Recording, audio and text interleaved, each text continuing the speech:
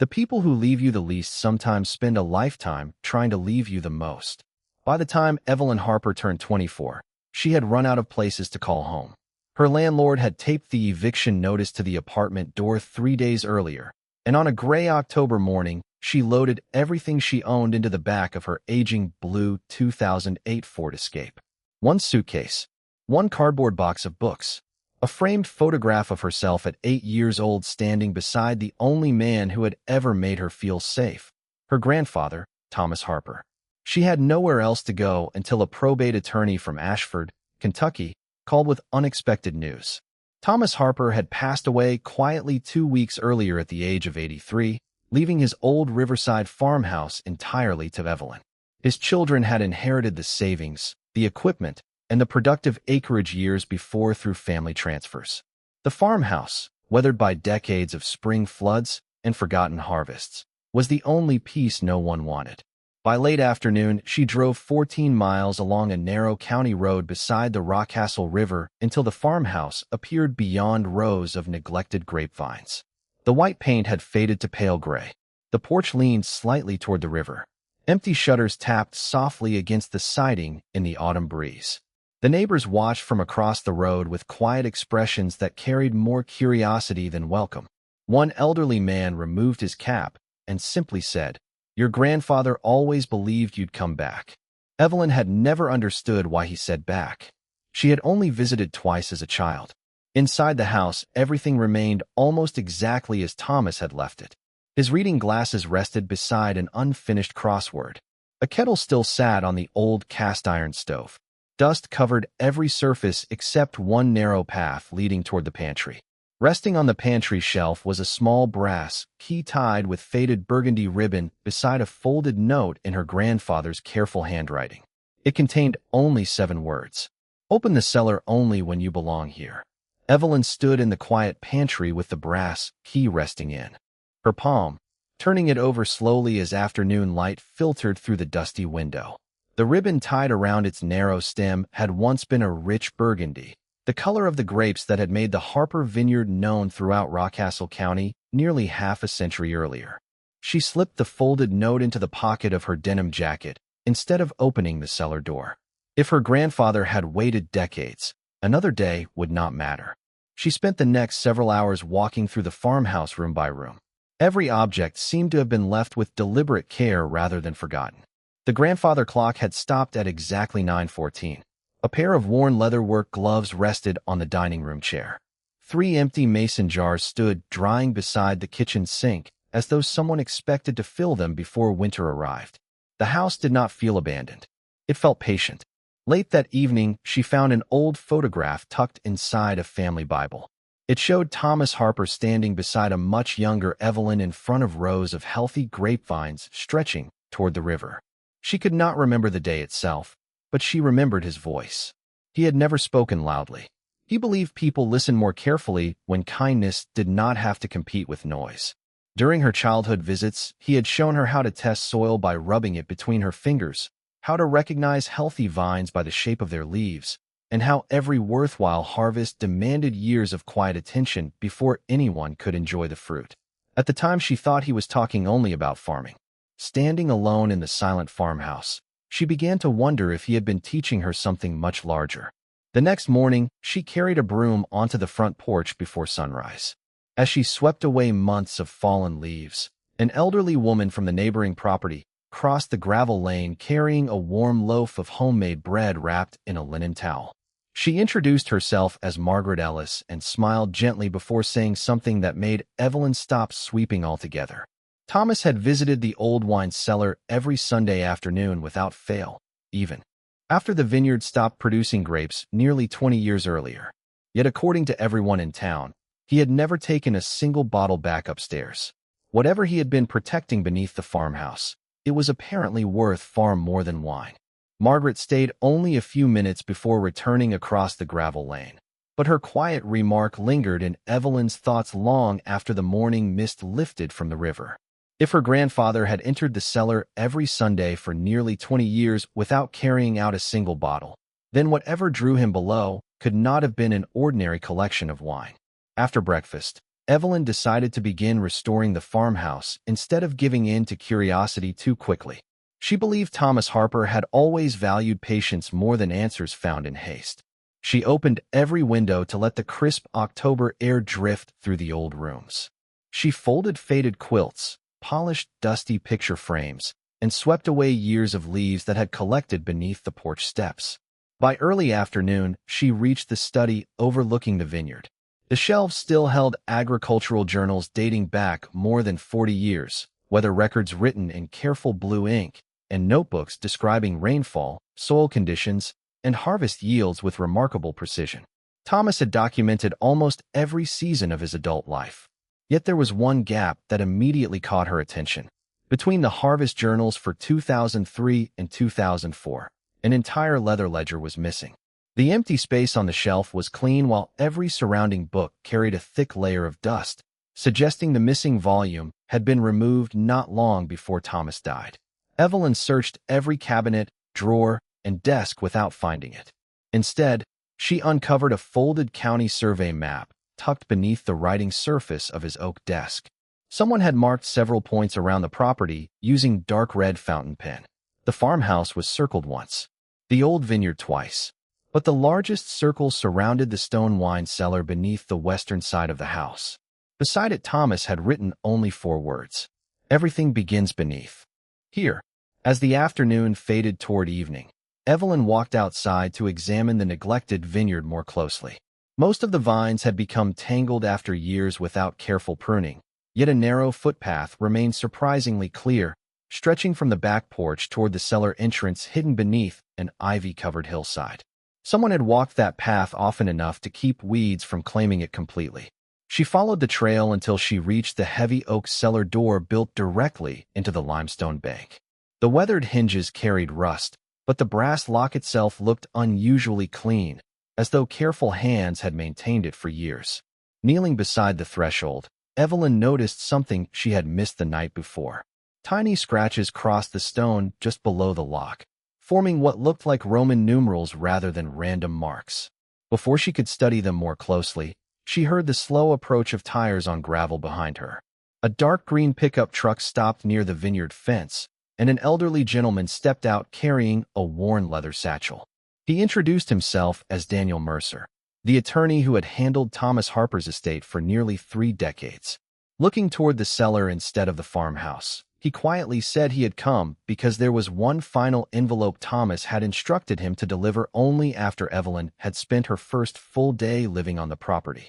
Daniel Mercer removed his hat before speaking, as though the quiet hillside deserved the same respect as a church. He had silver hair, careful blue eyes, and the calm manner of a man who had spent decades protecting other people's promises. From the worn leather satchel, he withdrew a thick ivory envelope sealed with dark burgundy wax, impressed by the same Harper family crest Evelyn had seen on the cellar door. Across the front, in Thomas Harper's unmistakable handwriting, were 6 simple words. After her first night at home, Daniel handed it to her without hesitation. "Your grandfather was very precise," he said softly. "He told me this could only be delivered after you chose to stay. Not after you inherited the house. Not after you arrived. Only after you spent one full night beneath its roof and woke up without leaving." Evelyn carefully broke the seal. Inside rested a handwritten letter folded around another small brass key, slightly older and darker than the one she already carried. The letter was dated September 18th, 2 years before Thomas passed away. His handwriting remained steady from the first line to the last. He wrote that people often believed an inheritance was measured by dollars, deeds, or acres, but the greatest inheritance was trust placed in the right hands. He explained that many members of the Harper family had asked about the wine cellar over the years. Some had demanded the key. Others had offered to purchase the farmhouse simply to explore what lay beneath it. He had refused every request, not because he distrusted them, but because they were searching for wealth before they understood responsibility. Then came the sentence that made Evelyn read the page twice. "If you are reading this, it means you came back when you had nowhere else to turn. That is exactly when I hoped you would understand what this place truly is." Daniel remained silent while she finished the letter. Finally, he pointed toward the neglected vineyard stretching beside the river. Your grandfather believed every season-tested character, he said. He never expected the vines to produce forever. He expected the people tending them to become better because of the work.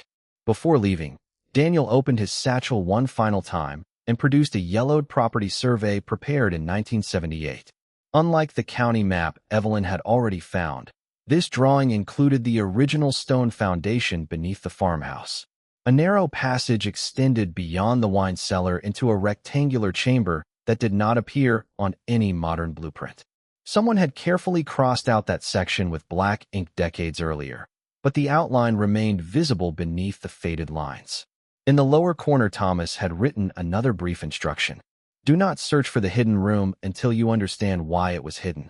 As twilight settled across the river, Daniel drove away, leaving the gravel road quiet once more. Evelyn carried both brass keys back into the farmhouse and spread the maps across the old kitchen table. The more she compared them, the clearer one detail became. The measurements of the cellar walls did not match the dimensions of the foundation beneath the house. Nearly 12 feet of space existed where no room officially appeared. She looked toward the pantry where the cellar door waited below the floor, then unfolded Thomas's letter once again. This time she noticed a faint stain across the bottom edge that had been nearly invisible in daylight. Holding the paper beside the kitchen window, she realized it was not a stain at all. It was the delicate outline of a vineyard row drawn with invisible ink, and directly beneath it, slowly revealed by the last golden light of the evening, appeared 3 handwritten words that had remained hidden until that very moment. Follow the oldest vines.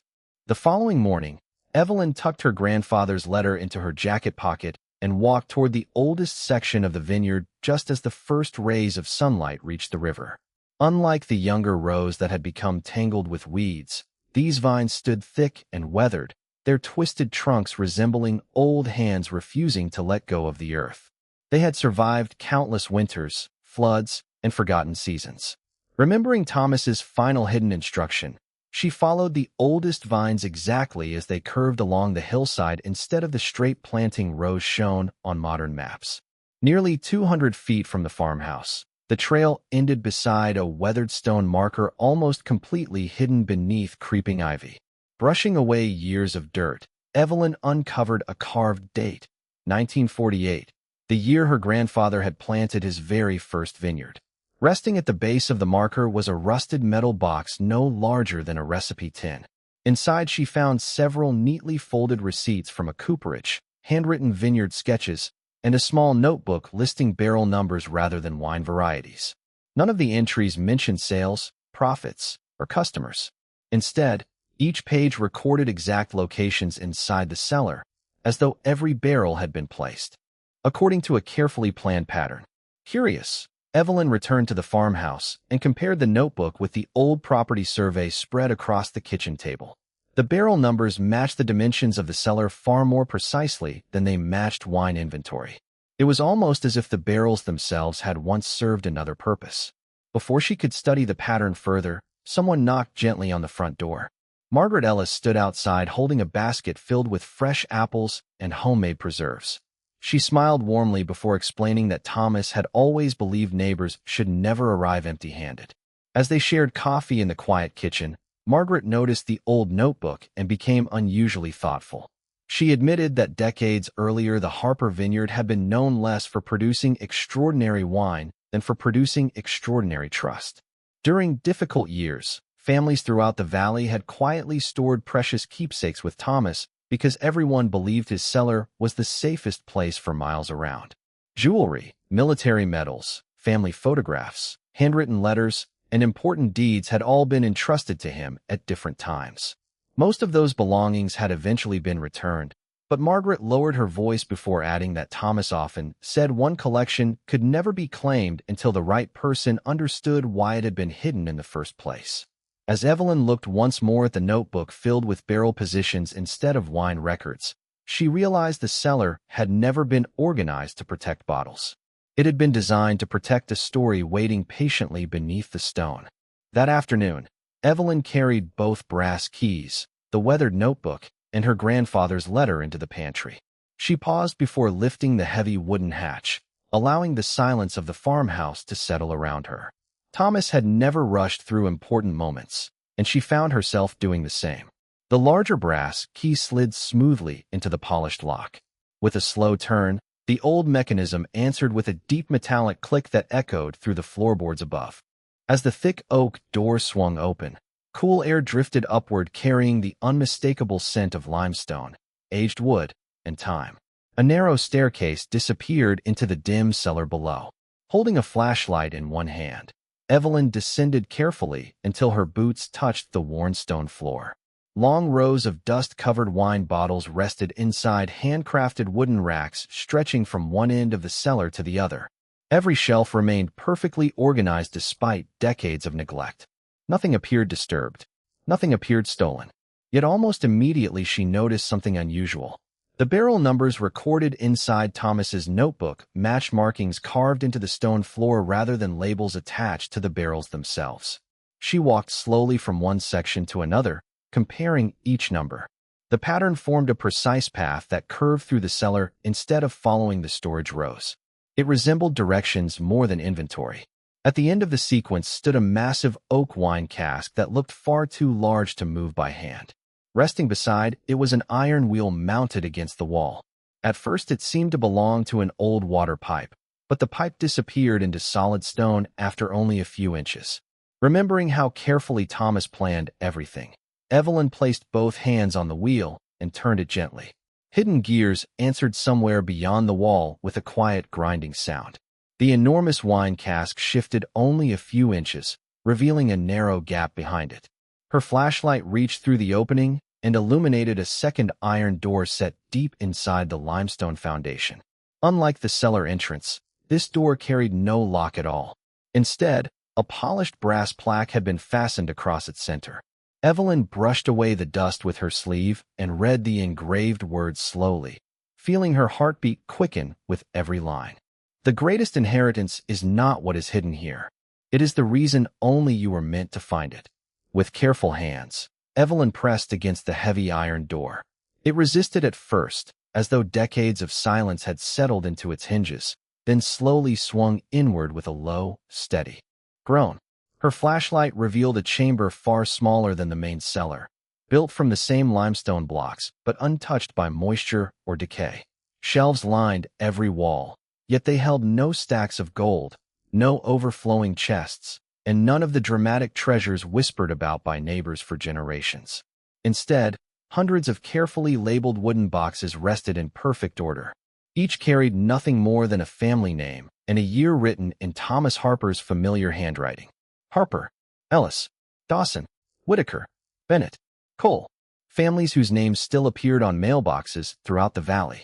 A sturdy oak table stood in the center of the room beneath an old brass lantern. Resting on it was a thick leather journal with a note placed neatly across the cover. Read this before opening anything else. Evelyn recognized the handwriting immediately. She sat quietly at the table and opened the journal. Thomas had begun writing nearly 40 years earlier. He explained that after devastating floods, failed harvests, and economic hardship struck the valley, many families feared losing the few possessions that connected them to their history. Some stored military medals earned by grandparents. Others entrusted marriage certificates, land deeds, handwritten letters, family Bibles, baby photographs, or journals carried across generations. Banks had offered safety for valuables, but trust had never been built inside bank vaults. It had been built between neighbors. Thomas wrote that he accepted every box with one promise. Nothing inside would ever become his, and nothing would be opened unless its owner or rightful heir requested it. Year after year, families returned to reclaim their keepsakes as life slowly improved. One by one the shelves emptied. Yet a small number of boxes remained because their owners had passed away without known heirs or because entire family lines had quietly disappeared from the valley. Thomas refused to discard them. He believed memories deserved patience. Turning another page, Evelyn discovered detailed records documenting every box ever returned. Dates, signatures, addresses, and heartfelt notes filled page after page. Several families had written that recovering those belongings meant more than receiving insurance money or financial assistance because the boxes contained the only surviving pieces of their family stories. Evelyn realized the mysterious barrel numbers had never been intended to conceal wealth from thieves. They had been a coded filing system known only to Thomas, allowing him to locate every family's belongings without placing obvious labels throughout the cellar. Near the end of the journal, Thomas began writing directly to her. He admitted he had noticed, even when she was only 8 years old, that she carefully returned every borrowed tool to its proper place before leaving the vineyard. She listened more than she spoke. She repaired broken things instead of replacing them whenever possible. Most importantly, she never measured people by what they owned.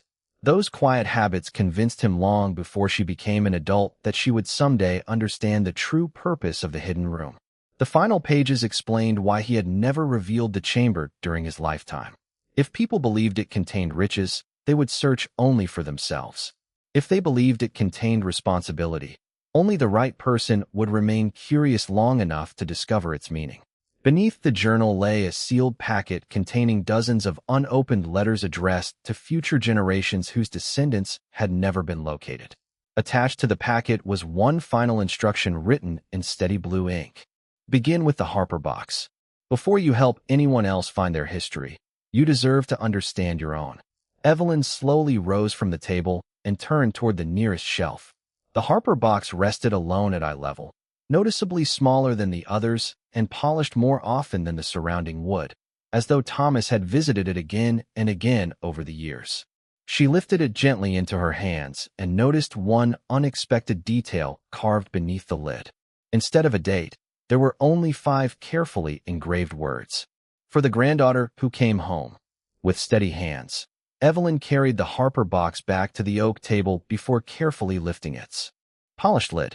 There were no stacks of cash, no sparkling jewels, and no dramatic surprise waiting beneath the carved wood. Instead, she found a bundle of letters tied together with faded blue ribbon, a leather-bound family journal, a cloth pouch containing several antique pocket watches, and a folded property deed so old that its edges had turned the color of autumn leaves. At the very bottom rested a small velvet case. Inside was a silver Vineyard pruning knife engraved with the initials TH, its blade worn smooth from decades of honest work rather than display. Evelyn unfolded the first letter. It had been written by Thomas shortly after her 8th birthday. He described the afternoon she had carefully replanted a young grapevine after discovering it had been damaged during a summer storm. While the adults discussed replacing it with a stronger vine, she had quietly knelt in the mud for nearly an hour, rebuilding the soil around its roots because she believed it deserved another chance. Thomas admitted that was the moment he realized she understood something many adults never learned. The greatest value was not found in what appeared perfect.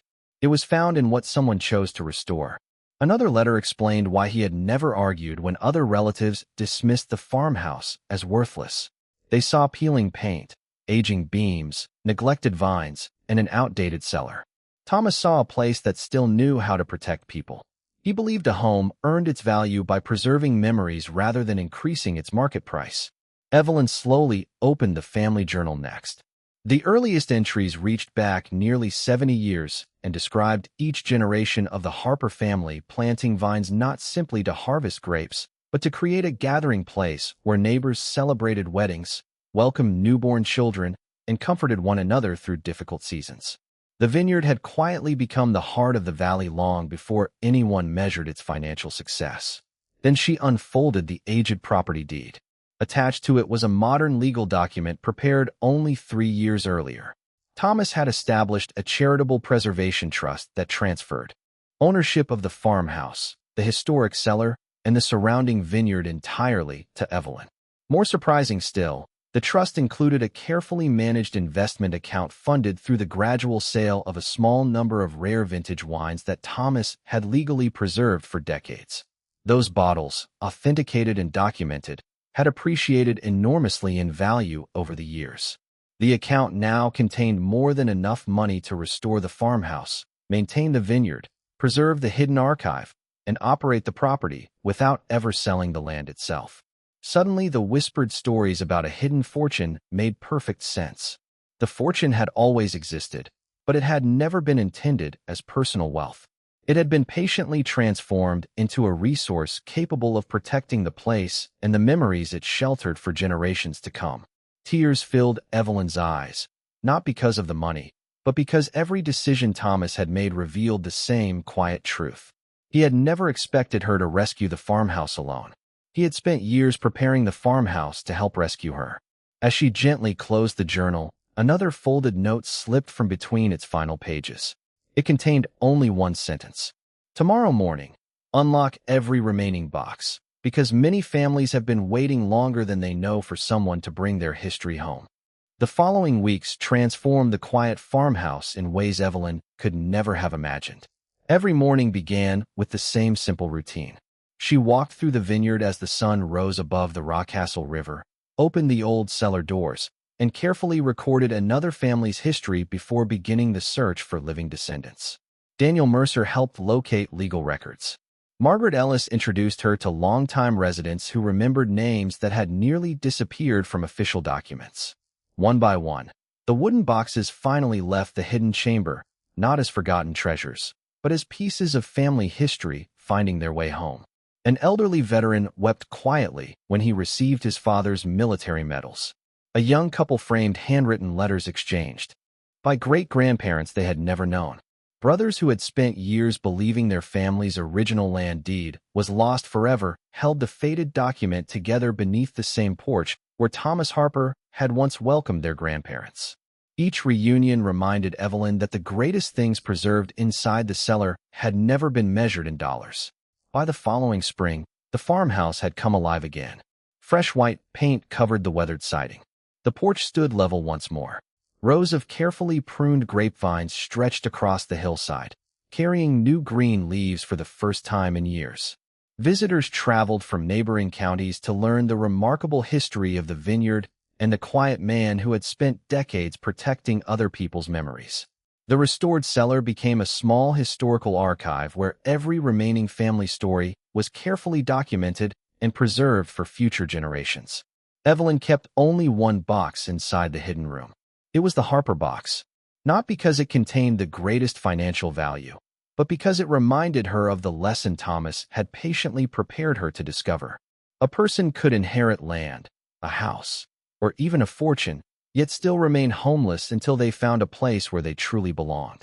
Late one peaceful evening, Evelyn stood on the front porch holding her grandfather's silver pruning knife while the river reflected the last golden light of the day.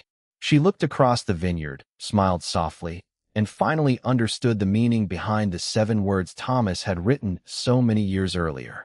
She belonged there now, and in restoring the forgotten farmhouse, she had quietly restored the part of herself that had been searching for home all along.